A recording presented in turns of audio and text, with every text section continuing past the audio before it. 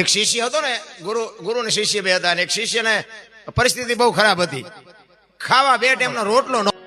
પોતે માણસ સાચો સત્ય ગુરુ મહારાજ ને ભગવાન ઘોડે માને અને વિચાર કરે કે હારું માણા જેવો અવતાર મળ્યો, કીડીને કણ હાથીને મણ મળે, મને બે ટાઈમ રોટલો ન મળે તો આ જીવીને શું કરવાનું?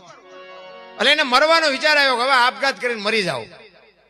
પણ છતાં એના એક અંદર એક ગુરુ મહારાજના બાપુ શબ્દનો જો પાવર હોય, એની ટકાવારી હોય, તારે એનો તોલ થાય, ત્યાં સુધી ન થાય.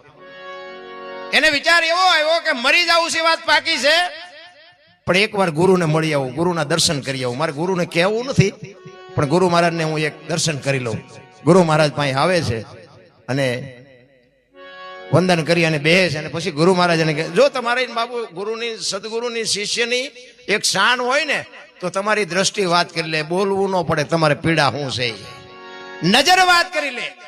તમારો અને મારો જો ભાવ હોય, પ્રેમ હોય, તમે મારા ઘરે આવ્યો હોય તો તમારા મોઢા ઉપરથી મને ખબર પડી જાય કે આમને કંઈક પૈસાની જરૂર છે, કંઈક કામની જરૂર છે.